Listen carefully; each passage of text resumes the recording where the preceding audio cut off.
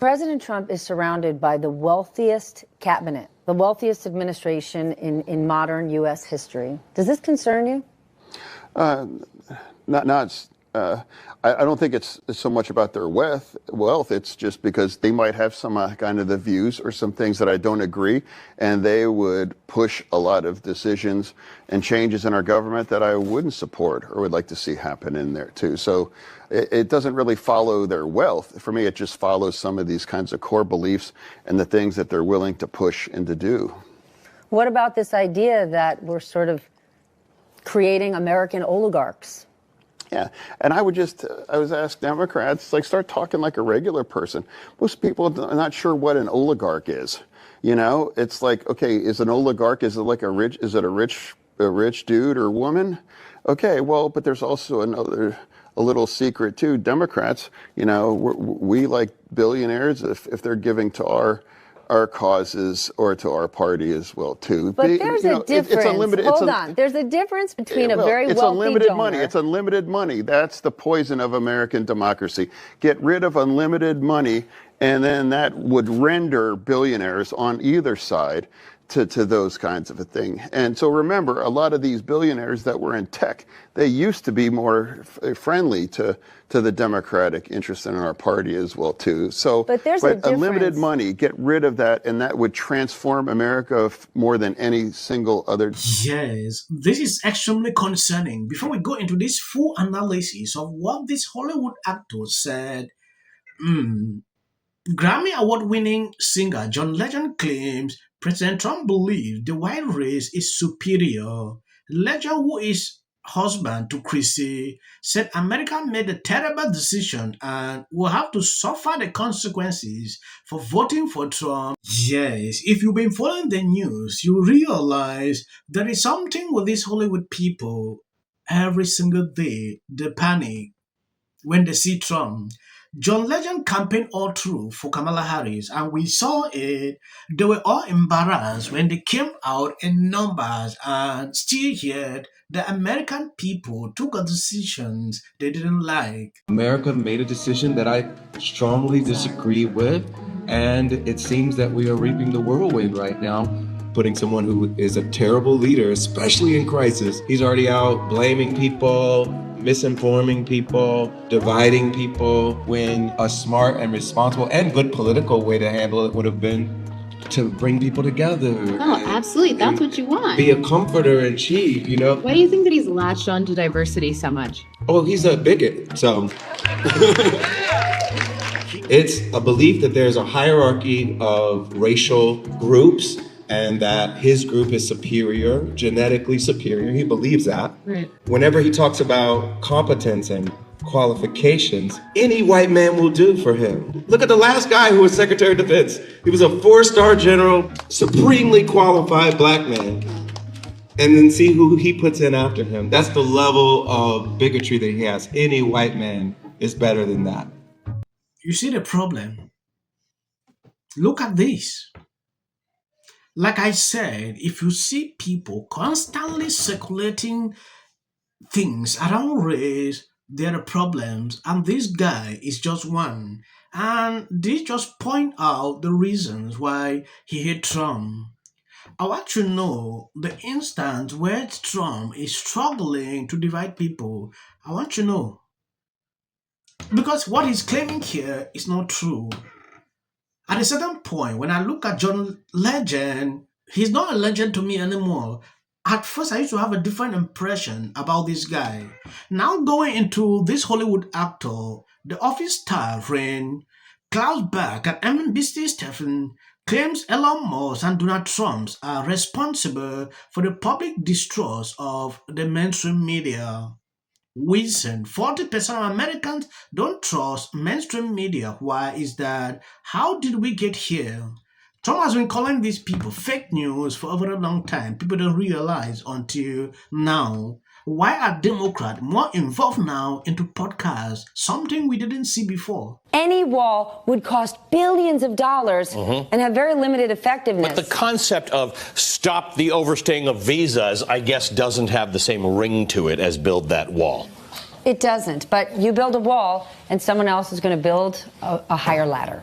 I just want to point something out to our colleagues over at Fox and Friends. I don't think there's anyone who is saying a life of a child in Idaho or Iowa means less than someone on the other side of the border. I think this is about humanity and the mistreatment of children. And if you are so worried about how every American child is treated, think about the money that is being blown, that is being spent, that is being flushed down a toilet for this political theory. You do not see the majority of drugs pour into our country on foot. That is not true. And having a wall isn't the only option for border security. Jesus saying on the night he was handed over to suffering and death, in the words of the right, he commanded us to love one another as I have loved you. And I think that was the guiding star for this Pope. Blessed are the meek. Juxtapose that, though, John, with how different that is with where we are as a society right now, not just Americans, but Europeans around the world, how this anti-immigrant movement has risen up. Well, you have a Pope who over and over made it his mission to talk about the importance of protecting those who are most vulnerable. Well, you have, democracy and Christianity, and this is not to get into Christian nationalism and the often unhealthy blending of faith and power politics, but democracy and Christianity have a great deal in common. It requires us to see one another as fellow children of God. And that may sound grand or soft somehow, but that is, in fact, the motive force of democracy. Yes, this was just for you to understand their stance on issues, what this lady has been doing on MSNBC, what she's going to struggle to do here. Percent of Americans don't trust mainstream media. Why is that? How did we get here? Listen, we are seeing a huge loss in trust of all of our institutions. It's the media, it's medicine, it's banking. It's a huge problem because when you think about democracy and all of these pillars, they need to stand tall, they need to stand strong. And sort of losing that trust is not by accident, it's by design. If you remember when President Trump was running the first time, Steve Bannon once said, the goal is to blow the whole thing up. And so I think that you've got mistakes made or things starting to slip, while at the same time there's a concerted effort to destroy the media. Because the media, the news media, is, in my opinion, the last line of defense of holding power accountable, right? And you had a bit of a perfect storm, right? President Trump won, and tons of people were shocked or angry or frustrated, and they're tuning out. And at the same time, you have the Elon Musk media machine, because they want you to leave traditional media, and they want you to go to X, which is a bastion of misinformation, where there is no fact checking. So it's Pause.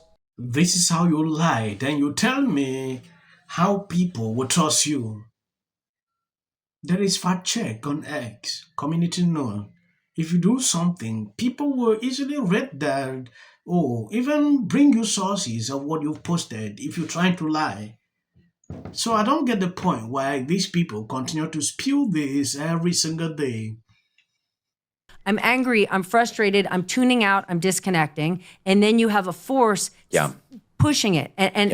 But even in the last 2 weeks, what we need to do is just cover what's happening in America, right? We have to cover Democrats trying to figure out what their lane is and how they're going to get back on their feet. And we have to simply cover what this White House is doing.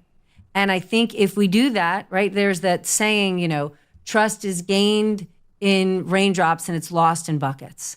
And it's not yes, you're not incorrect that the media has lost trust. This is where I would push back. When I see this kind of insight and passion being directed at the current administration, and the lack of this kind of insight and passion being directed at the previous administration, where, again, I'm not talking about you, I'm talking about left-leaning news media organizations were kind of like, la, la, la, la, la, everything's fine. Look, the economy's great, la, la, la, immigration's not that much of a problem.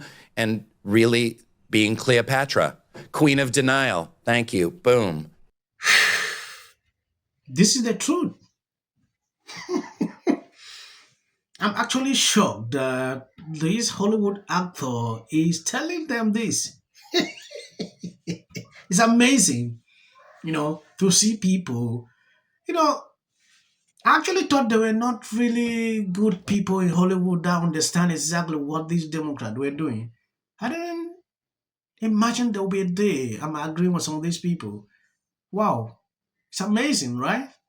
Back on immigration, I can specifically remember when Greg Abbott of Texas and Ron DeSantis of Florida sent those buses of migrants to different cities, different parts of the country, which ended up being politically genius for both of them. The media regularly talked about the fact that Biden was not doing enough. Of DUI hires, right? But, I don't think that, honestly, policy is what we need to be fighting about. Because guess what? Can't nobody tell you what Donald Trump's policies were at all. Like, you ask them, like, what policies? I don't know, but he going to bring down the cost of eggs. But last time I checked, that didn't happen, right?